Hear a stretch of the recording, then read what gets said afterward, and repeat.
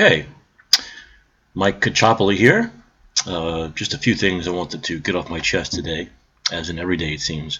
I was watching the interview last night with Rachel Maddow and Bernie Sanders, about a 20-minute interview. And Rachel asked a couple of questions that I truly want to believe they were devil's advocate questions, because if not, then she belongs nowhere near a television camera of any kind, especially one on a major cable network. But the couple things she asked, the first thing was about Bernie's campaign manager Tad Devine saying they really weren't trying to win the Deep South, Mississippi, Alabama, those places, Louisiana. They really weren't trying to win, and she took exception to that because she said to Bernie that he had rallies in those places, some of them. And I was really hoping, although it seemed that she said she really disagreed with what they said because he held rallies in a couple of those places. And Bernie answered the question very simply by saying, well, yeah, we had a couple of rallies in Texas and a rally here or there in the Deep South, but there's a difference between going and having a rally for an hour and putting $5 million of campaign money into a state, into television ads, or having like 20 rallies like he did in Washington and he's doing in California and Wisconsin now. I was hoping Rachel could understand the difference about having maybe one rally or a get-together at a church and putting $3 or $4 million, $5 million into a state, and how he needs to allocate his money to the states they really believe they can win. Their internal polls have been almost 100% accurate.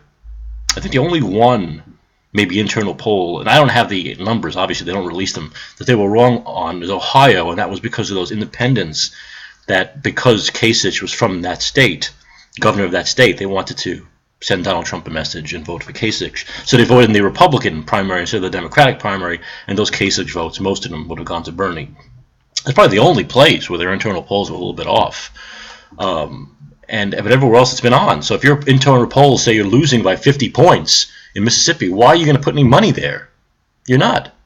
You know, you're going to give them some attention. You might put a few bucks in and go do a rally somewhere for an hour, but that's a lot different than putting $3 or $4 million into a state, like in Washington, and having 5 or 6 rallies with 30. I understand how Rachel can understand that. Another thing she seems to not understand is that Bernie has said over and over again that the Democrats need to run a 50-state strategy.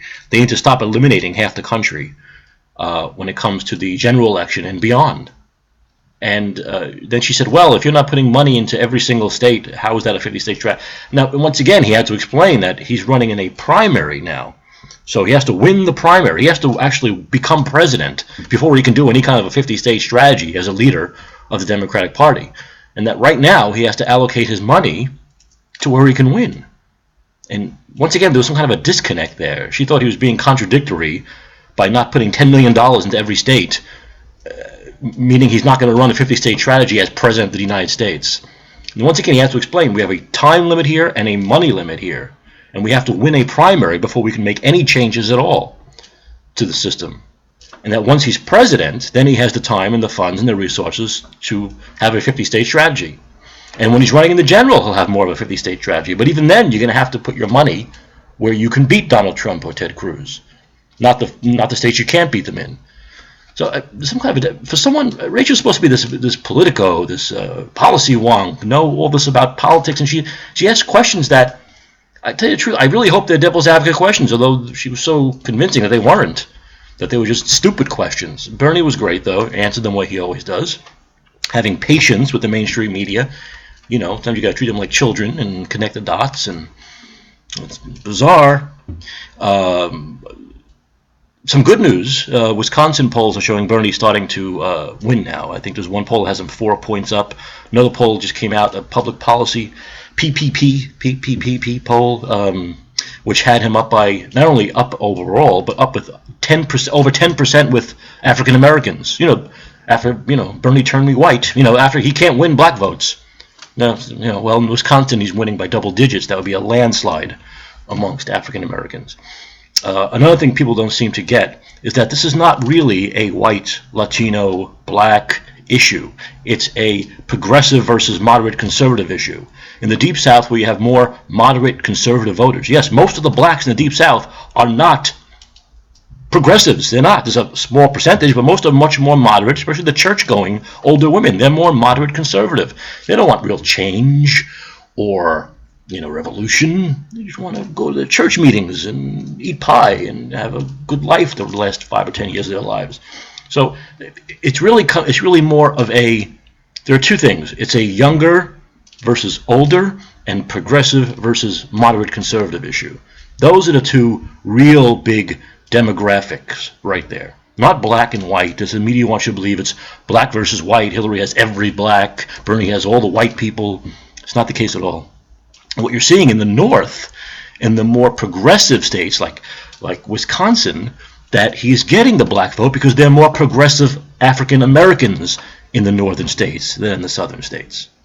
That's why Hillary's in such trouble, because her southern Confederate, deep red conservative states are gone. So the more moderate conservative Democrats are gone. What we're getting now is more progressive Democrats, white, black, Latino, young, even older. They're more progressive now in the last half of this map. That's what it comes down to. And yes, even in places like Alaska, the Democrats are very progressive. I lived in Flagstaff, Arizona.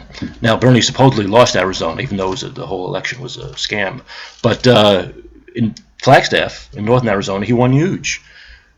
In a lot of these deep red states, especially in the Intermountain West, the Democrats are very progressive. It's almost like you got this big progressive club amongst all these crazy right-wingers, which makes the progressive even more progressive.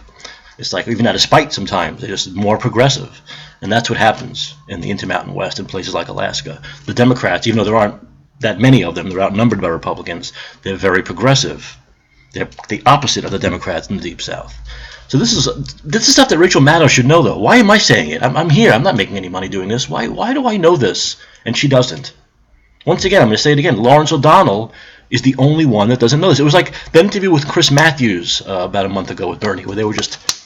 Matthews was like, how are you going to make changes? The Republicans, they're not going to do anything. And Bernie was saying, okay, Chris, yes, that's an old way of thinking. That's inside the Beltway way of thinking. My people, these people who are going to elect me beyond all odds, beyond great odds, they're going to elect me, the millions, the hundreds of thousands who are coming to my rallies. Those are the people who are calling superdelegates now, saying that Bernie won your district. You have to switch from Hillary to Bernie. You have to vote for Bernie. If not, we're going to make your life miserable. We're going to vote against you. We're going to primary you. That's the same thing that he was trying to tell Chris Matthews. This is what my people will do when I'm president to get things done, to force their Congress to do the right thing.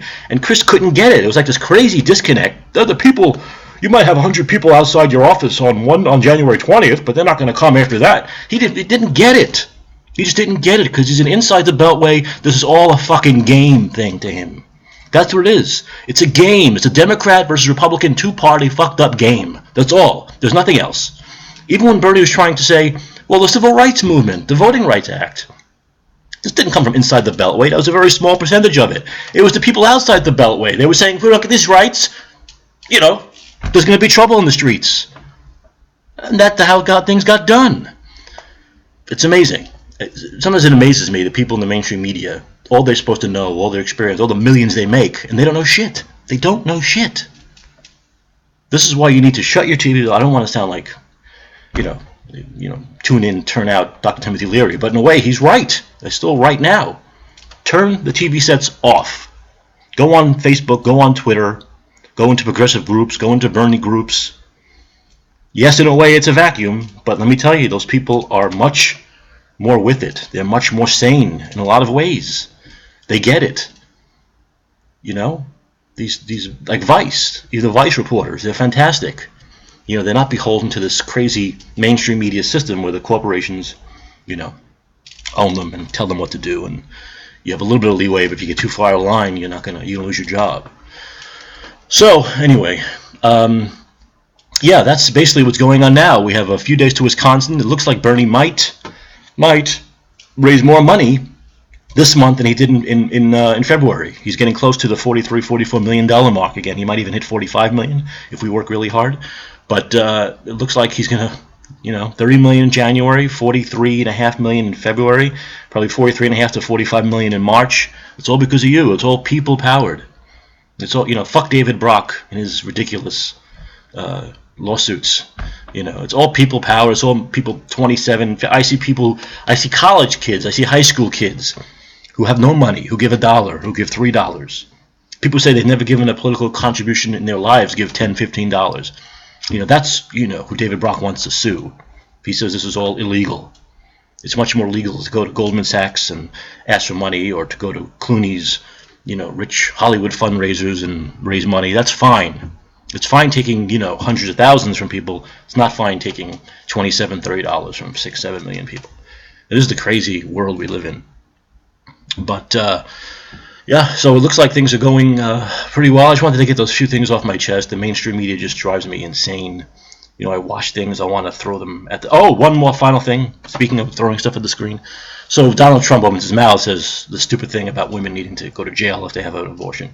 And then I'm watching, and everyone jumps on him, and they get the quotes from Hillary, they get the quotes from Bernie. And then I'm watching TV, I'm watching the NBC News, and what I hear is, this will definitely hurt Trump, especially if he runs against Hillary Clinton. And of course, at that point, I wanted to throw a rock right through my TV screen. But it's a 50-inch nice screen. I don't want to really do that. But okay, all of the polling from day one, when Bernie was nothing, when he had a very small percentage in national polls, from day one, we're talking 8, 9 months ago, national polls showed Bernie doing better against Trump and Cruz and everyone else than Hillary. There's not one poll been released through this entire cycle that shows Hillary doing better head-to-head against Republicans. Not one. It's all Bernie. Even the recent polls, Bernie's up, by 20 points over Trump. She's up by 8 to 12 points. Bernie's up by 17 over Cruz. She's tied. Bernie's up by 7 or 8 over Kasich. She's losing. It's over and over again. So, actually, Trump is in trouble in the general, especially if he runs against Bernie Sanders, not against Hillary Clinton because she's a woman and Trump made an anti-woman statement. That's not those aren't the facts. The polls show Bernie does better against Trump than Hillary, not the other way around. No matter what the mainstream media, their weird reality says, that's not the truth. Bernie does better, period, against any Republican who will run against him in November. See, this stuff drives me nuts. And also, of course, what the mainstream media doesn't cover, it was 2 or 3 debates ago. It was one of the forums, not debates. It was the forums of Anderson Cooper, when Bernie said he's 100% pro-choice, no exceptions. When Cooper asked Hillary the same question, Hillary said, well, for the most part, yes, but there are some minor exceptions in the last trimester. But there are some exceptions. So Bernie's 100% pro-choice.